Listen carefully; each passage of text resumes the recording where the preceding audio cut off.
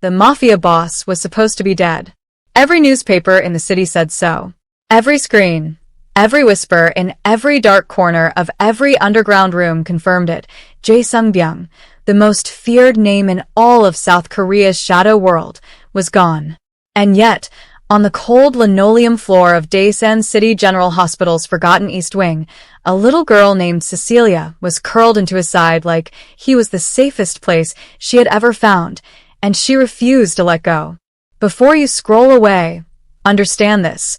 This story will wreck you in the best way possible. Subscribe now, because you do not want to miss a single second of what comes next. The East Wing of Daesan City General Hospital had not been used for actual patients in almost 2 years. The lights flickered on odd days. The vending machine near room 114 had been broken since February. Nobody walked those halls after 10 at night, except Raylan Obi, who pushed her yellow mop bucket through those same halls every evening at 11, humming low under her breath, wearing shoes that had seen better years. Raylan was not a woman who complained. She had come from Cameroon 11 years ago with a suitcase, a Bible, and a daughter on the way. Now she had a job, a small apartment 4 bus stops from the hospital, and that same daughter, Cecilia, 8 years old, brilliant in ways the world did not always recognize, and autistic in ways the world did not always respect. On nights when the daycare center closed early, Cecilia came to work with her mother. She sat in the supply closet at the end of the East Wing with her headphones, her notebook full of drawings, and her small collection of smooth stones. She called her quiet things. She never wandered. She never caused trouble. She simply existed in her own careful, beautiful world, until the night she did wander, because something broke her pattern in a way nothing ever had before. A heartbeat.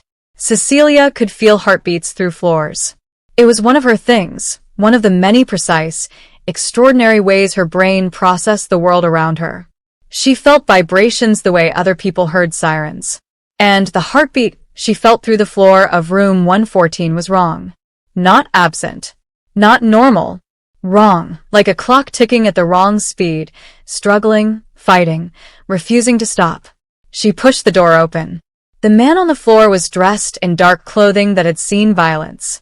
He was tall, even lying down, lean, with sharp features that would have looked severe if not for the fact that he was barely conscious. His left side was bandaged, badly, with what looked like cloth torn from something that was not meant to be bandage material. There was an 4 line in his arm connected to nothing. A hospital bracelet on his wrist read, Park, Jae-sung, status, deceased, time of death, 2147. He was not deceased. His eyes opened, dark, unfocused, trying to place where he was. He looked at Cecilia. Cecilia looked at him. Then, without a single word, without any of the social calculations that other children would have run through in that moment, Cecilia walked across the room, sat beside him on the floor, and placed her small hand flat against his chest. She could feel it. The heartbeat. Still wrong. But there. You're not dead, she said. Matter of fact. Certain. The way she said everything. Jae Sung-byung, who had survived 3 assassination attempts, 2 betrayals by people he had trusted with his life, and 1 staged death arranged by people he trusted even more, stared at this small girl with her big eyes and her hand on his chest, and said absolutely nothing for a very long time.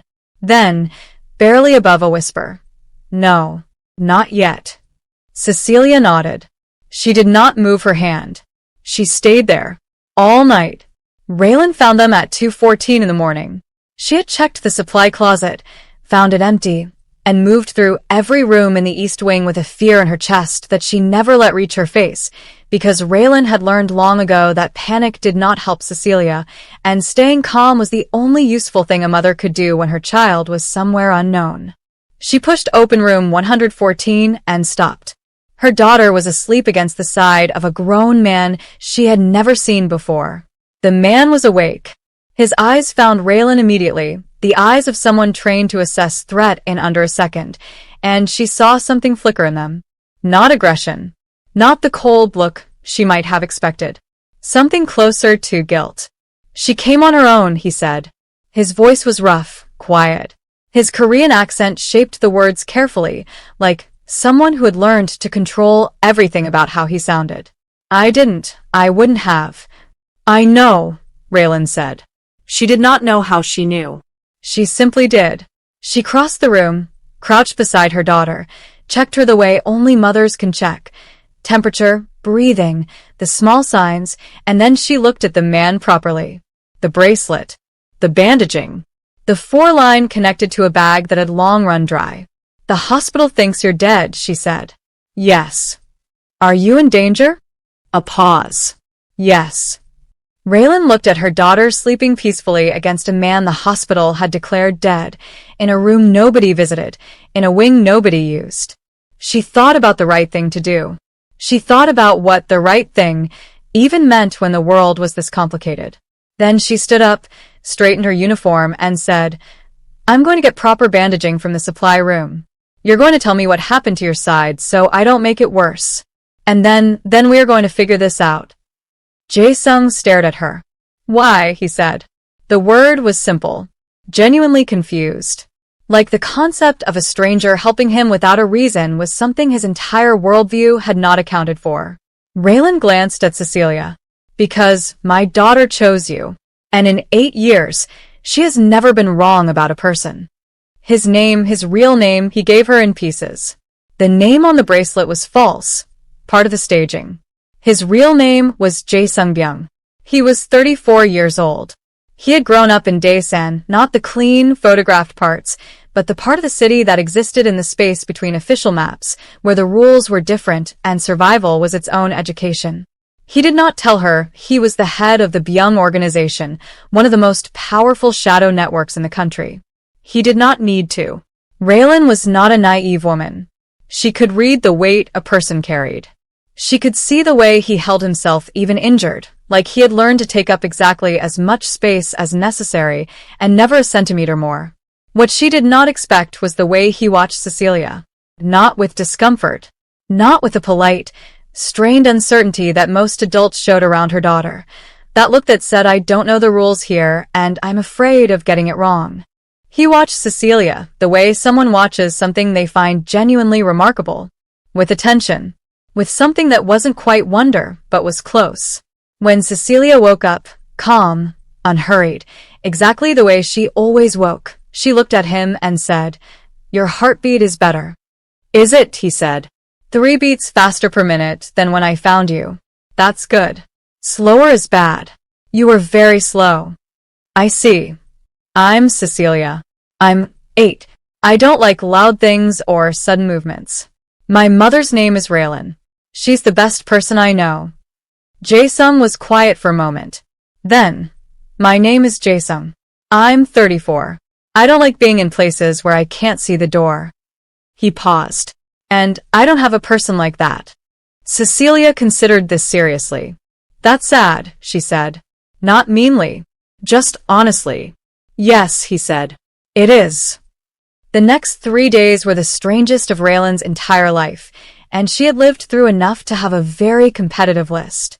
She smuggled food into the East Wing in her cleaning cart. She redressed his wound, a deep gash along his left ribs from something she didn't ask about directly, with proper supplies borrowed carefully from the hospital stores, replacing what she took so nothing showed in inventory. She kept the East Wing on her personal route and made sure nobody else had reason to come near room 114. She did not know why she was doing this. She asked herself every morning on the bus ride in. She did not have a clean answer. Only the incomplete, honest one. That Cecilia had sat with this man all night and come away from it calmer than Raylan had seen her in months, and that something in Raylan's own chest, the part that had learned to read people across languages and cultures and silences, said this man was not what his reputation, whatever it was, might suggest. Jae-sung did not tell her about the Byung organization, but he did start talking. Not about facts. Not about who had betrayed him or how he had ended up stage dead in an empty hospital wing. He talked in the way people talk when they have been quiet for so long that the words start coming out sideways, in observations, in small stories, in things that seemed unconnected but weren't. He told her that he had taught himself to read in a library that let him stay warm in winter without asking questions. He told her that the first person who ever trusted him with something important was a woman who ran a small dumpling shop near the waterfront, and that she had died 3 years ago, and that he still hadn't figured out what to do with that. He told her that silence made most people uncomfortable, but he had always found it easier than speaking, and that this was probably a problem. Raylan listened.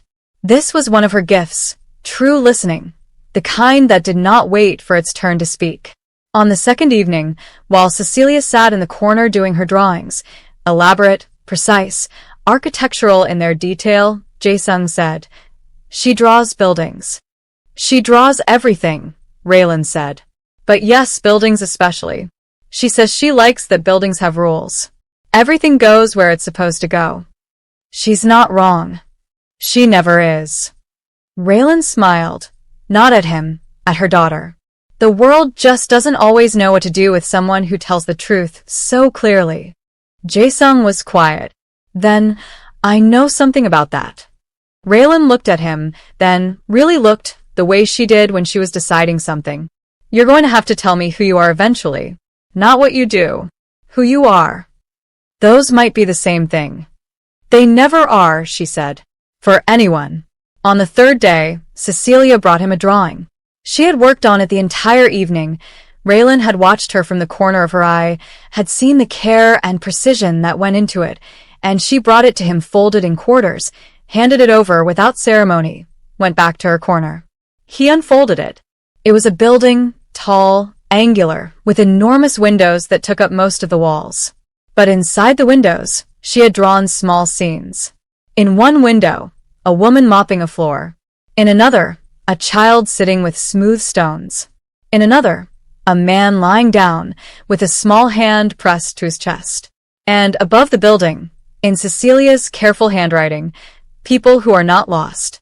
They just need quiet. Jae-sung did not speak for a long time. When he did, his voice was different, lower, less controlled. The voice underneath the careful voice. "Thank you," he said. Cecilia did not look up from her new drawing. "You can keep it," she said. "I drew it for you." The piece ended on the fourth day. Raylan came in for her shift and knew immediately, the way you know when you've lived carefully for a long time, that something has shifted. Two men she didn't recognize were at the hospital's main reception. Suits too good for a hospital visit. Posture too straight. Eyes that moved in professional patterns across every room they passed through. She went to the East Wing first. Jae-sung was already sitting up. She could see from his face that he had heard something, or sensed something, or whatever it was people like him did when danger moved in their direction. "They're here," he said. Not a question. Two men. Main entrance. He nodded. Something happened in his expression, a door closing. The man who had talked about libraries and dumpling shops slid back behind the man who had survived 3 assassination attempts. "You need to take Cecilia and leave. Different exit. Don't use the elevator." "I'm not leaving you here." Raylan. Her name in his mouth was careful, deliberate. "I can handle this. I have done this before. What I cannot handle is you or her being." "Then tell me something true right now," she said. "Because I've been hiding a stranger in an empty hospital room for 3 days and I need to know I haven't made a mistake." The door in his expression cracked. Just slightly. Just enough. "I didn't arrange my own death because I wanted to disappear," he said. "I arranged it because I found out something that was going to destroy people who didn't deserve to be destroyed. People who couldn't protect themselves. And the only way to investigate it without being stopped was to not exist." He looked at her steadily. "I'm not the hero of this story, Raylan. But I'm trying to be better than the villain." Silence. Then Cecilia from the corner, without looking up. "He's telling the truth. His voice doesn't change when he tells the truth. It's different when people lie. More air in the words." Raylan held Jae-sung's gaze for one more second. Nodded. "There's a service exit past the laundry room," she said. "Third door on the left goes to the parking structure. My cousin's car is on level 2, gray, older model. The passenger side mirror is cracked. Keys are on top of the left rear tire." He blinked. "Why do you have?" "Because I've always believed in being prepared," she said. "Now go." He went. But the 2 men in suits were not the only ones. There were 4 more in the parking structure. Jae-sung moved through the parking structure the way water moves around stone, not fighting the space, just flowing through it. He had been in worse positions. He reminded himself of this clearly and deliberately as he counted exits and calculated angles and did all the things his body had learned to do automatically in dangerous places. But his mind was doing something else. His mind was replaying Cecilia's voice. "You're not dead." The certainty of it. The absolute, unquestioning certainty of a child who simply reported what was true and saw no reason to be uncertain about truth. He had spent 15 years in a world built almost entirely on lies. Strategic lies, protective lies, necessary lies, comfortable lies. He had told so many that he had stopped being able to feel the difference between what he actually thought and what he had decided to say. This 8-year-old girl had felt his heartbeat through a floor and known he was alive. He ducked behind a support column as one of the men swept a flashlight in his direction. The beam passed. He moved again. The thing he hadn't told Raylan, the thing he hadn't told anyone, because there was no one to tell, was that the information he had found was about the Byung organization itself. About what it had been doing in the years since his father built it and handed it to him like an inheritance he never asked for. About payments and disappearances, and a network of small crimes that added up to something enormous and ugly. About the people who ran the organization's day-to-day operations, his lieutenants, his most trusted people, and what they had been doing with his name and his silence, and his assumption that loyalty meant honesty. It didn't. It had never meant honesty. He had been a shield. A name on a building that other people did, whatever they wanted inside of. The staged death was supposed to give him time to gather evidence, without interference. Someone had found out faster than expected. He reached the gray car, cracked passenger mirror, found the key on top of the rear tire, exactly where Raylan said it would be. He was opening the door when he heard footsteps, 2 sets, coming from behind the adjacent column. He got in the car, started it, did not wait. The car was out of the structure before anyone reached it, and he drove without a destination for 20 minutes before his hands stopped their automatic shaking, and he allowed himself to think about what came next. He called the only number he had memorized that he still trusted, an old man named Baksu, 71 years old, who had been the Byung organization's archivist for 30 years before quietly retiring to a house full of cats and an extraordinary personal library. Baksu, who had once told him, when he was 19 and newly in charge and trying very hard not to show how frightened he was, the only thing that separates a leader from a criminal is whether they use their power to protect or to take. Don't forget which one you want to be. Baksu picked up on the second ring. "I heard you died," he said. "Briefly," Jae-sung said. "I need the files. I've had them ready since the day you disappeared. I wondered how long it would take." A pause. "You sound different." "Do I?" "Yes." "Less." The old man searched for the word. "Less alone." Jae-sung did not answer that. Raylan had taken Cecilia home the back way, the long way, the way that looped through the night market district and past the church, where she went every Sunday, and through streets she had learned in her first year in the city when she walked everywhere because bus fare was a calculation, not an assumption. Cecilia held her hand the whole way. This was unusual. Cecilia was not always a handholder. Touch was specific for her, intentional, something she offered when she meant it. "Is Jae-sung okay?" Cecilia asked as they walked. "I think so," Raylan said. "He's someone who knows how to take care of himself." "He doesn't know how to let other people take care of him," Cecilia said. "Those are different things."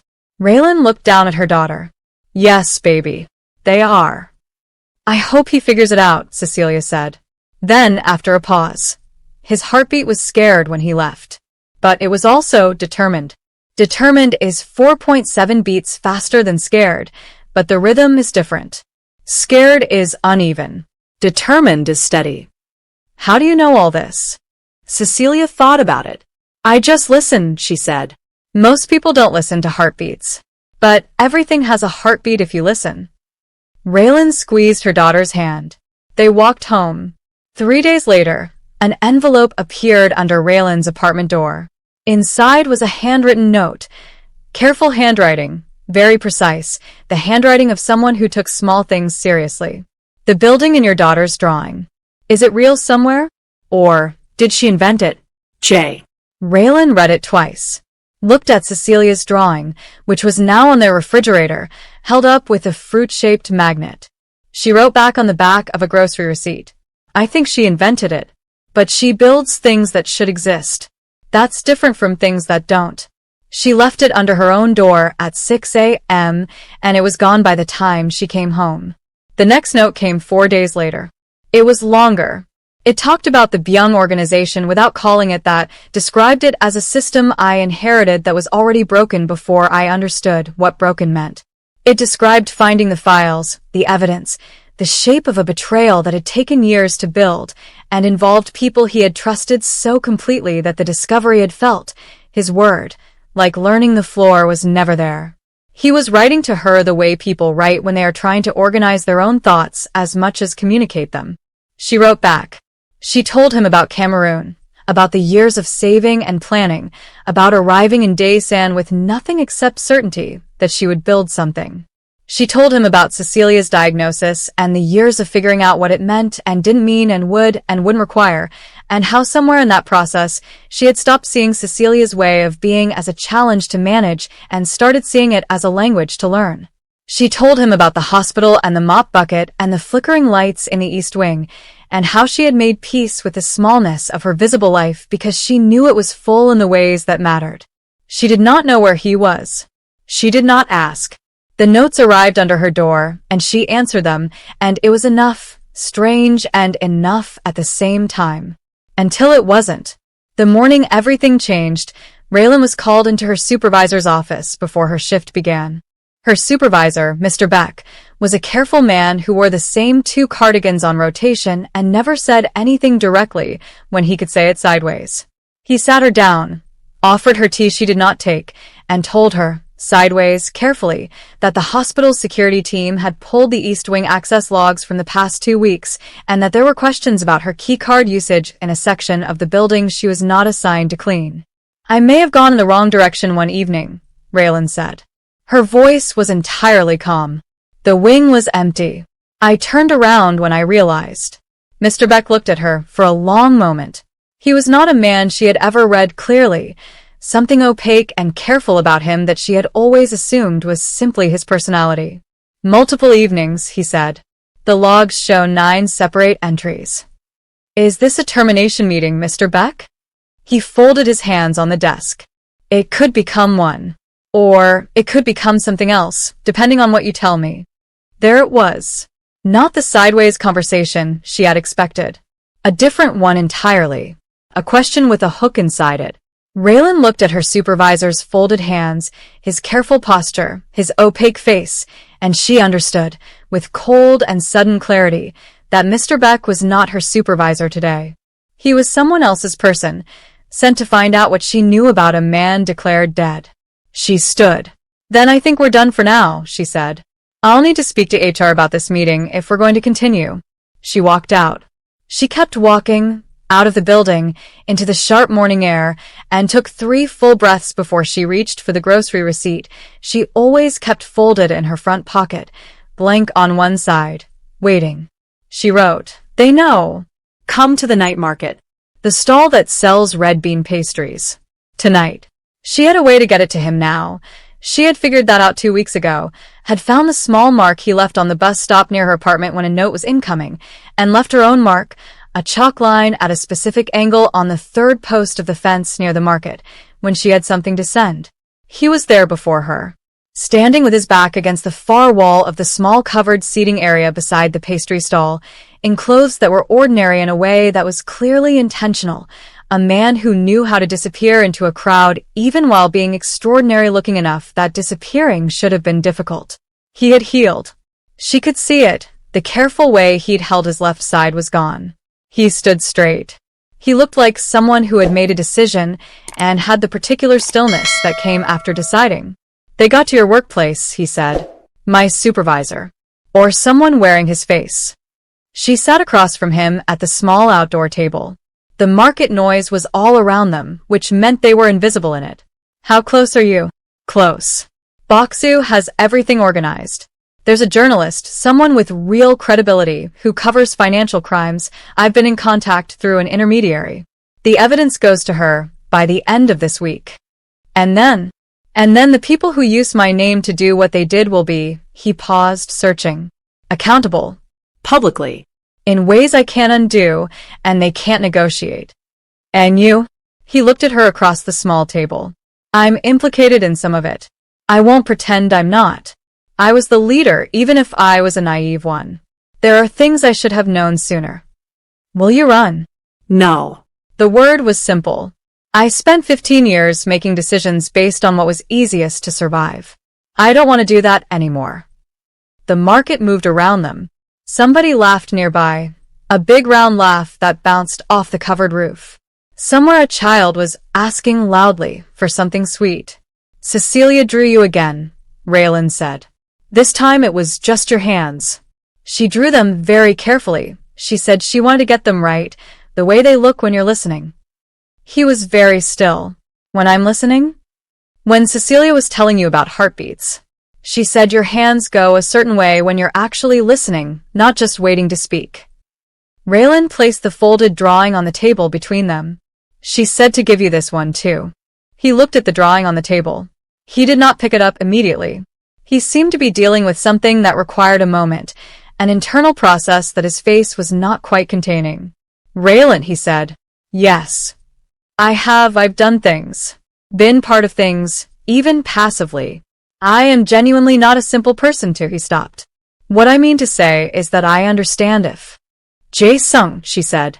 "I know who you are. Not what you've been. Who you are." A beat. "Cecilia knows. And she's never wrong." He picked up the drawing, looked at it for a long time. Then he said quietly, "I want to meet her again." Properly. Not as a man hiding on a floor." Raylan smiled. The full version, not the careful one she wore for difficult days. "She'll want to take your pulse," she warned. "She'll tell you what it means. She'll be accurate." "I think I'd like that," he said. The betrayal hit the next morning. Not the old betrayal, not the lieutenants, not the organization. A new one. Fresh. Targeted. The journalist Jae-sung had been working through an intermediary to contact. Her name was Harin, 37, known for taking down 2 major financial scandals in the last decade, had been reached. Not by Jae-sung's intermediary. By someone else. Someone inside Box's network that Jae-sung had not known was compromised. Boxa called him at 6 a.m. "She was contacted last night," the old man said. His voice was careful and sad. "Whoever reached her told her that you're not a whistleblower. They told her you're trying to destroy your organization's rivals using fabricated evidence, and that the staged death was to avoid prosecution for a crime you actually committed." She believed it? She's a journalist. She doesn't believe or disbelieve. She investigates. But she's paused the story. She needs verification that I'm not sure we can produce quickly enough. Who talked to her? A pause. Sungwook. The name landed like a stone dropped from a height. Sungwook, who had been with Jae-sung since they were teenagers running messages on the waterfront. Who had wept actual tears at Jae-sung's staged funeral. Who had helped him plan the disappearance. Who knew more about the evidence than almost anyone else. "Are you certain?" Jae-sung said. "I have the message logs," Boxa said. "I'm sorry, my boy. I'm sorry." Jae-sung stood in the small rented room where he'd been staying and looked at the drawing of his hands on the table beside him. Cecilia's precise, careful lines. The hands rendered with more honesty than most photographs. He thought about the floor, having never been there. And then he thought about what Raylan had said, months ago now, but perfectly preserved in his memory. They never are. For anyone. Who he was. Not what he'd been. He made 3 decisions in the space of 40 seconds and spent the rest of the day carrying them out. The first decision, he called Harin directly. No intermediary. His real voice, his real name, his real situation, laid out as plainly as he knew how. He told her what Sungwook had said and why it was false, and then he told her something he had not planned to tell anyone yet. The part of the story that was most damaging to himself. The years of things he had not seen, because he had not wanted to see them. The exact shape of his own failure of leadership. "I'm not asking you to make me look good," he said. "I'm asking you to print the truth. All of it, including the parts that are about me. Silence on the line. A long, assessing silence. Then, I'll need to verify 3 specific things. I'll need them by Thursday. You'll have them by Wednesday. He ended the call and moved to his second decision. He went to see Songwook. He found him at the small apartment near the waterfront that Songwook had lived in for 12 years, a place Jae-sung had visited more times than he could count, had eaten more meals in than he could remember. He knocked. Songwook opened the door and went very still. I'm not here to. Jae-sung started and then stopped. Adjusted. I'm not here for any of the things you're afraid I'm here for. Then why are you here? Because I need to understand why. What followed was the most painful conversation of Jae-sung's life, and he had had some genuinely terrible ones. Songwook did not deny it. He sat down heavily and talked about the years of watching the organization twist itself, about the fear that Jae-sung's investigation would destroy not just the guilty, but everyone connected to the name, including people who had families, people who had no real options, people who had built their whole lives inside a structure that was now being condemned. About the desperation that had made him think slowing it down was the same as protecting people. It wasn't, Songwook said. He sounded very tired. I know it wasn't. But his voice gave just slightly. I was so afraid. Jae-sung sat with that for a moment. I know, he said. I've been afraid for 15 years. I know what it does to your thinking. He did not forgive Songwook that day. That was honest. Some things took longer. But he told Songwook what was coming, the publication, the fallout, the way things were going to change, and he told him that the choice of how to meet that was Songwook's own to make. He walked back out onto the waterfront and stood for a moment looking at the water, which did not care about any of this, which was somehow helpful. Then he made his third decision. He went to find Raylin. It was a Sunday, her day off. He had never come to her apartment directly before. Everything had been notes and market meetings and careful distance. He stood outside the building for almost 3 minutes, which was, for a man with his particular skill set and general level of composure, a remarkable amount of hesitation. He knocked. Raylin opened the door. She looked at him, took in his face, the state of him, the decision she could clearly see sitting on him, and stepped back to let him in without asking. Cecilia was at the table doing a puzzle. It was a complicated one, architectural, a cross-section of a famous structure, and she had clearly been working on it with great concentration. She did not look up when he came in. Then, after a moment, your heartbeat is loud today. Yes, he said. It is. Loud can mean a lot of things, Cecilia said, studying her puzzle. What does yours mean today? He thought about it. Took it seriously, the way she deserved. It means I made some very difficult decisions today, and I'm not sure they were right, but I know they were honest. And I'm not sure what comes next. Cecilia nodded. Put a piece in. Honest is good, she said. Honest is always the right thing even when it's the hard thing. My mom says that. Your mom is right about most things, he said. All things, Cecilia said. She's right about all things. A pause. You can sit down. You don't have to stand in the doorway. He sat. Raylin brought tea, the specific kind she had mentioned in one of her letters, the one she grew up with, the one that smelled like something he couldn't name, but that immediately made the room feel different, warmer, more solid. She sat across from him. Tell me, she said. So he told her. All of it. The call with Harin, the conversation with Songwook, the evidence going to print in 2 days, the way his life was going to become very public and very complicated in ways he could not entirely predict or control.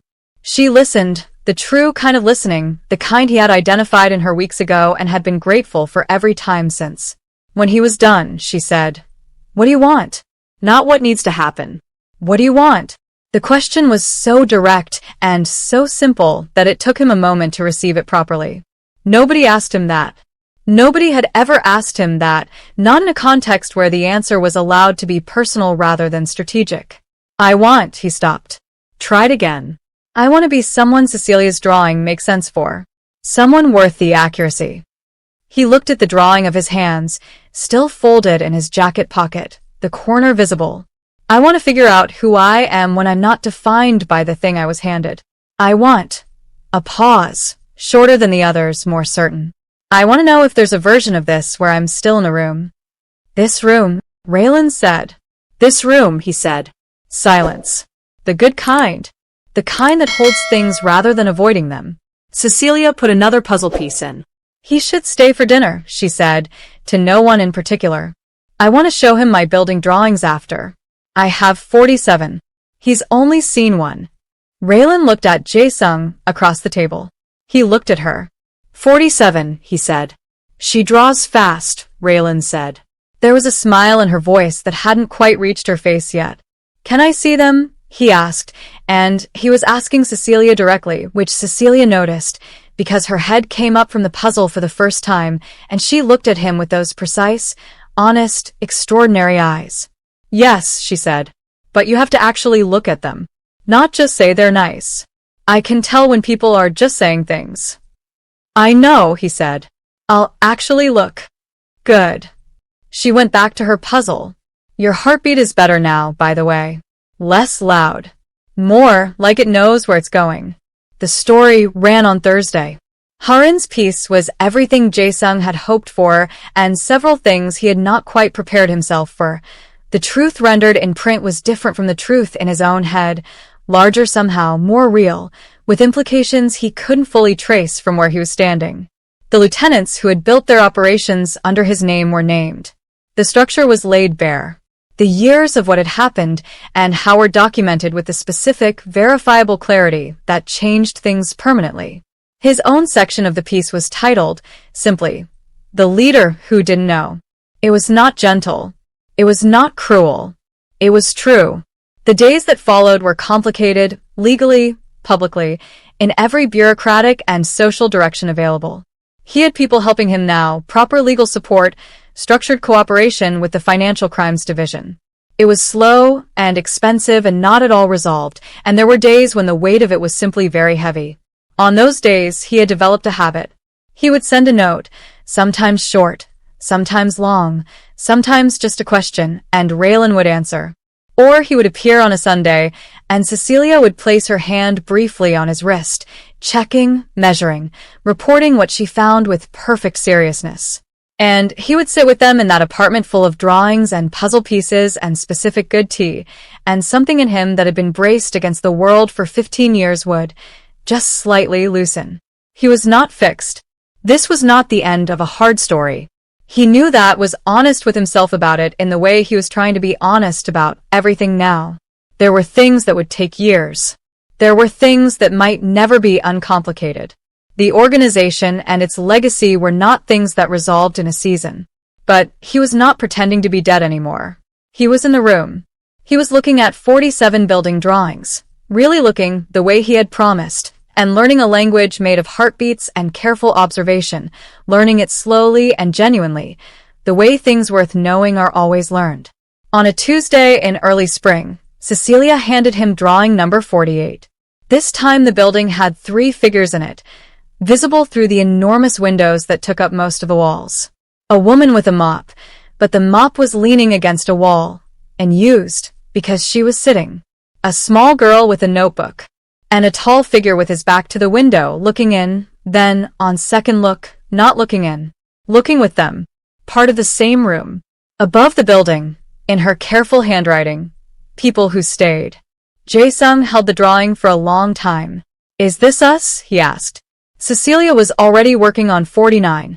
Yes, she said. You stayed. So I drew it. He looked at Raylan. She looked at him.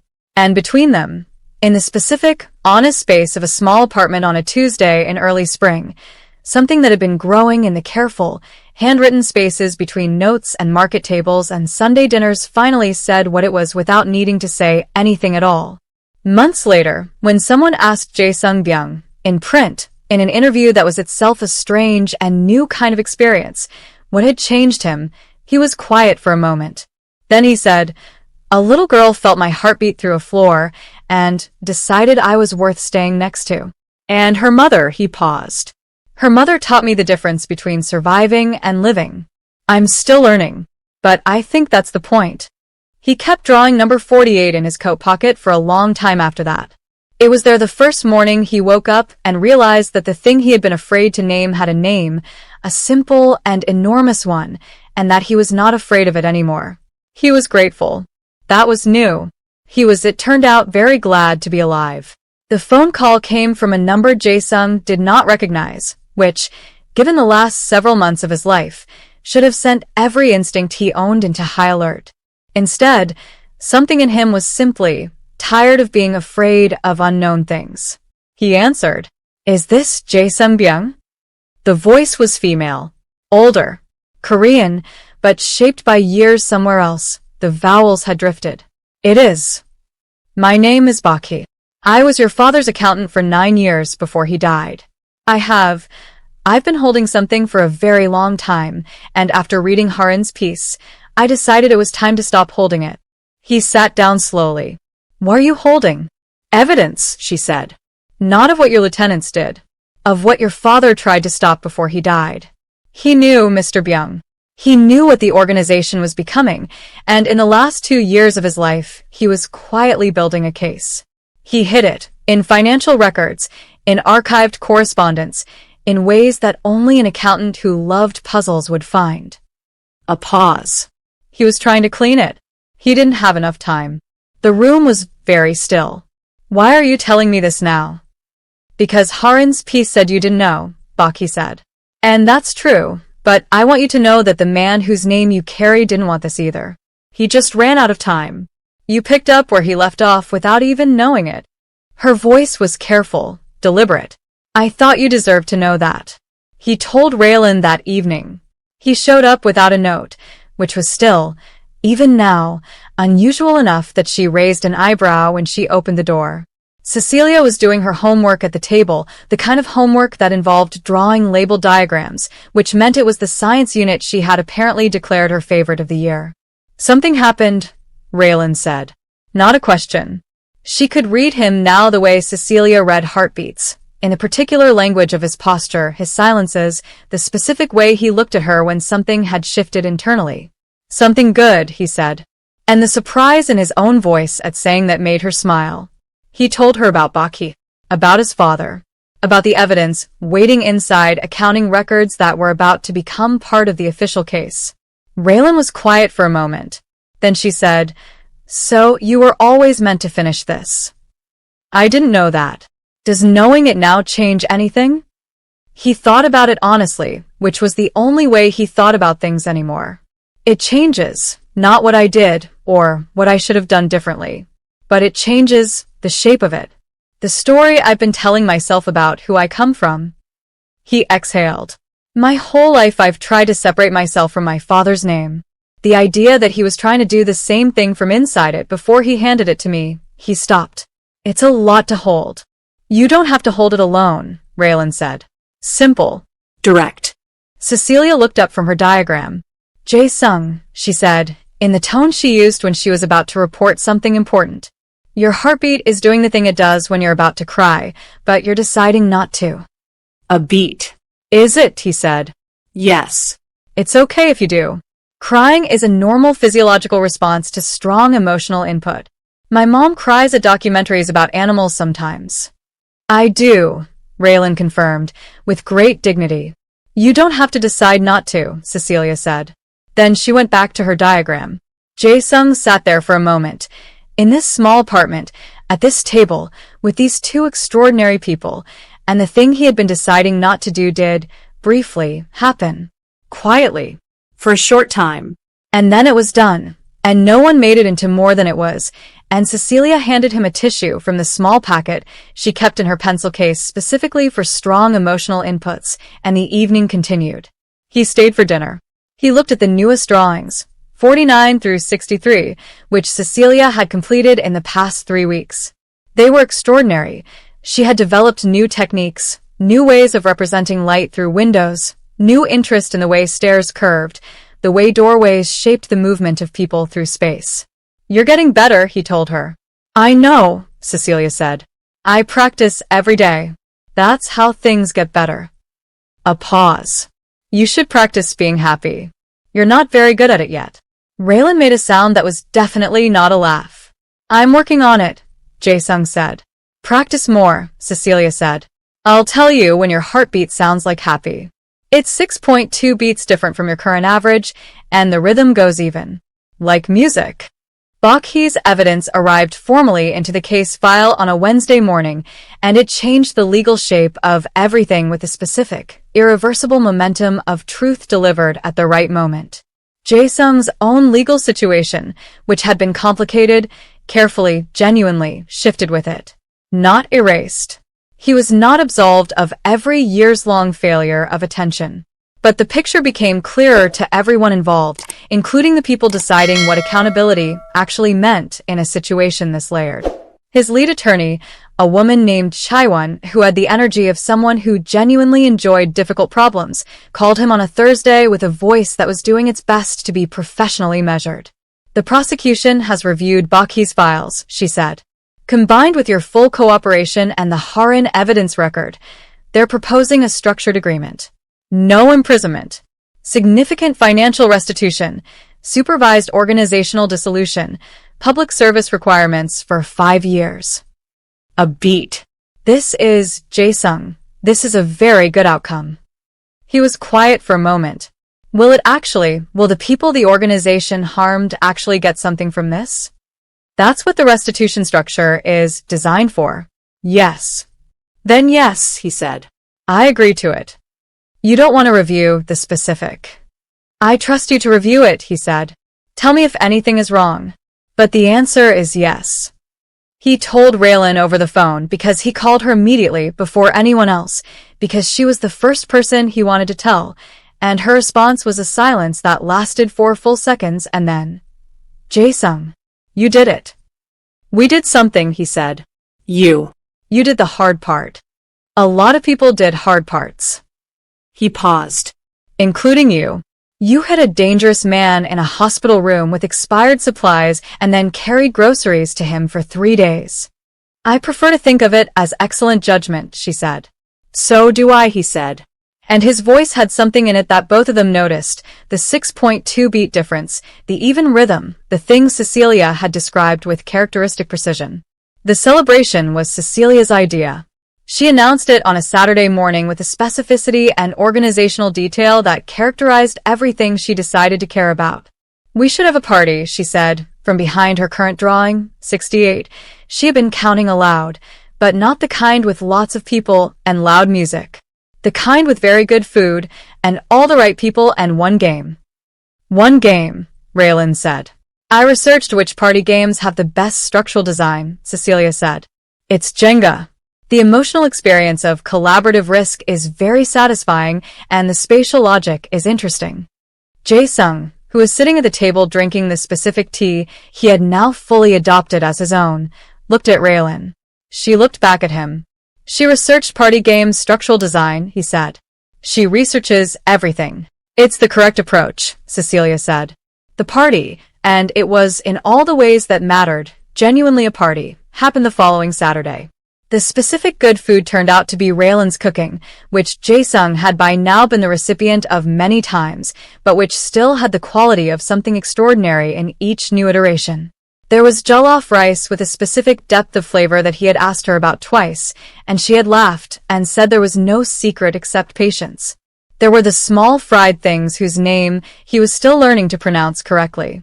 There were Korean dishes he had contributed to, a soup he had learned from the woman who ran the dumpling shop, preserved in memory with a faithfulness that felt like the right kind of tribute. Boxa came. The old man with his extraordinary personal library and his cats arrived with a bottle of something celebratory and proceeded to charm Cecilia immediately by knowing 6 facts about the architectural history of Daesan that she did not already know, which she verified in real time on her tablet and then looked at him with visible respect. You know good things, she told him. I've been collecting them for 71 years, Boxa said. I have a lot. You should come back and tell me more, Cecilia said. It would be my distinct pleasure, he said, and Jae-sung watched the old man smile in a way he had not seen in years. Chaiwon came, the attorney, who outside of professional settings turned out to be someone who laughed easily and had strong opinions about Jenga strategy. You have to go for the middle layers first, she told Cecilia. The structural data doesn't support that, Cecilia said. The structural data and I are going to disagree, Chaiwan said. The structural data always wins, Cecilia said serenely. The structural data did win. Cecilia's tower stood for an extraordinary length of time, and everyone else's collapsed with varying degrees of drama. Boxes gently, Chaiwan's with a crash that she blamed on the table, and the whole room was full of noise in the specific way that only small rooms with the right people in them can be full. Warm, overlapping, not too loud, exactly right. Harin came for the last hour. She and Jae-sung had developed, over the months since the peace, an odd and genuine mutual respect, the kind that grew between people who had handled something difficult together with honesty. She brought a small document, which she handed to him without ceremony. It's the reader response data, she said. I thought you'd want to see it. He looked at the numbers. The piece had been read, staggeringly widely. Comments, responses, follow-up coverage in other outlets. The specific section about the harm done to certain communities had generated direct action from advocacy groups that had been waiting for exactly this kind of documented evidence. People are using it, Harin said. The story isn't finished, but it's moving the right direction. You should know that. He handed it back to her. Thank you, he said, for printing all of it. Thank you for telling all of it, she said. That's rarer. Late in the evening, after Baksu and Chaiwan and Harin had gone, after Cecilia had done her post-party winding-down routine, a specific sequence of drawing, stone arranging, and very deliberate quiet that she called resetting, Jae-sung and Raylin sat on the small balcony outside the apartment. The city was its nighttime self. Daesan in the dark was different from Daesan in daylight, slower, more honest somehow, the way things are when the performance of the day has finished. I've been thinking, Raylin said, about what comes next. For you? She considered her words. For the direction things are going. Between us. I want to say it clearly rather than let it live only in notes and Sunday dinners. He turned to look at her. She was looking at the city, not at him, which was not avoidance he had learned. It was the way she thought out loud, the way she gave space to something important. I came to this country with one suitcase, she said. I built everything I have from exactly that. And I'm proud of it. I want you to understand that I am genuinely proud of it. The mop and the small apartment and the bus routes I memorized and all of it. She paused. I am not someone who needs rescuing. I have never been. I know, he said. But I am someone who wants a partner, she said. Not someone who takes over my life or makes my decisions or carries me somewhere I didn't choose. A partner. Someone who walks next to me. Who knows my daughter and actually sees her. Who is honest even when it's difficult.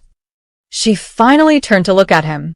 I'm telling you this clearly because I think you deserve clarity, and because I think you've had enough of people not saying what they mean. He held her gaze. I have wanted to be that person, he said, for longer than I have said out loud. I have been working up to saying it. I know, she said. Your heartbeat has been 6.2 beats different for weeks. He blinked. Then he laughed. A real laugh, unplanned, the kind that surprised his own face. You learned to hear it too. I live with Cecilia, Raylin said. I have been listening to heartbeats by proxy for 8 years. You learn.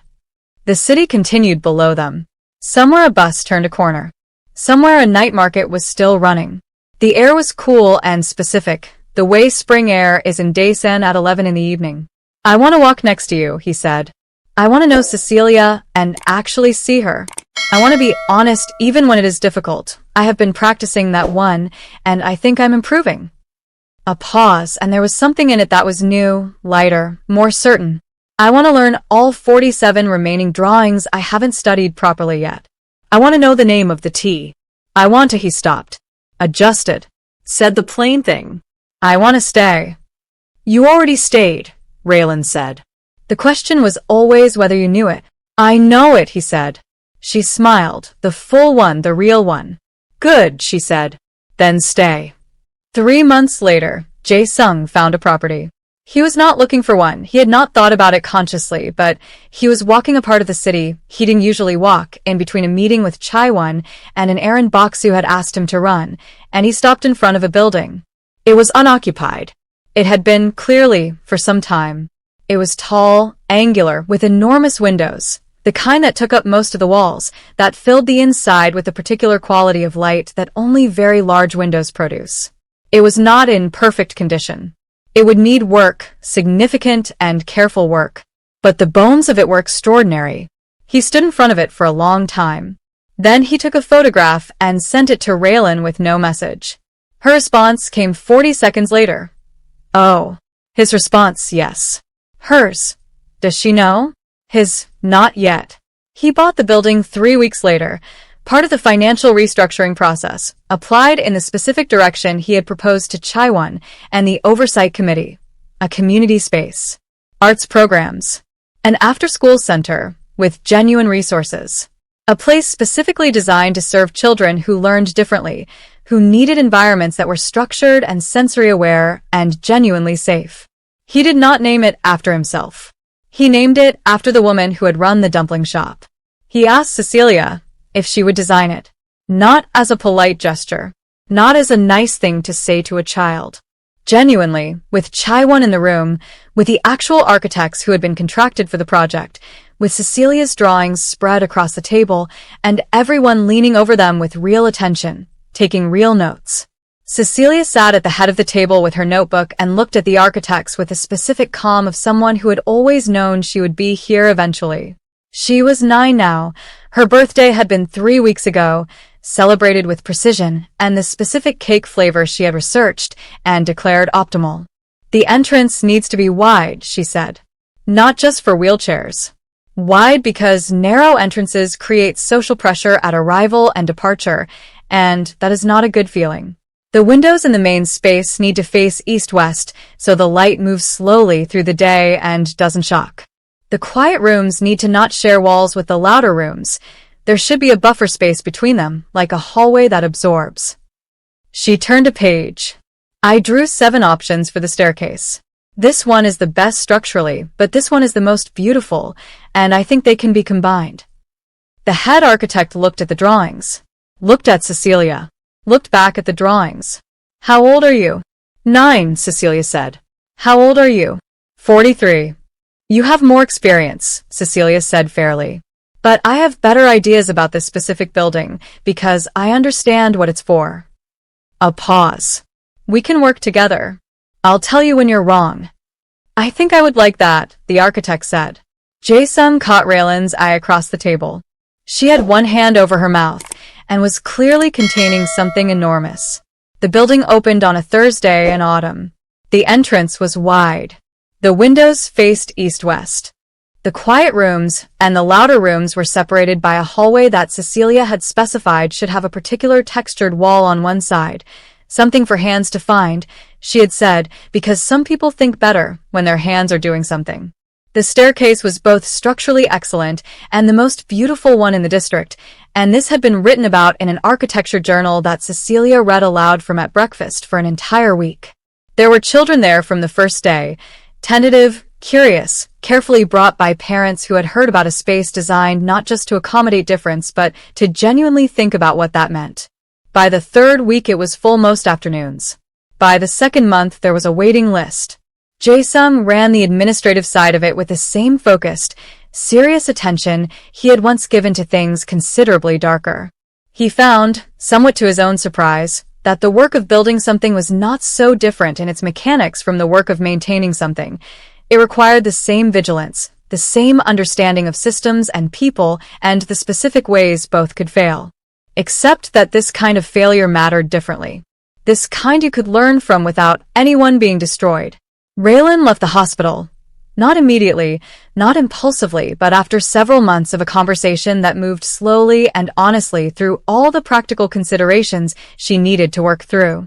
She joined the center as its family coordinator, which meant she was the person parents called when they were frightened or confused or needed someone who understood both the system and the experience from the inside. She was extraordinary at it. Nobody was surprised. On a Sunday evening in late autumn, the 4 of them, Jae-sung, Raylan, Cecilia, and Boksu, who had become so consistently present that Cecilia had given him the title library person, which he wore with great pride, were in the apartment. Cecilia was showing Boksu drawing number 112. Baksu was asking questions about it with genuine curiosity. The tea was on.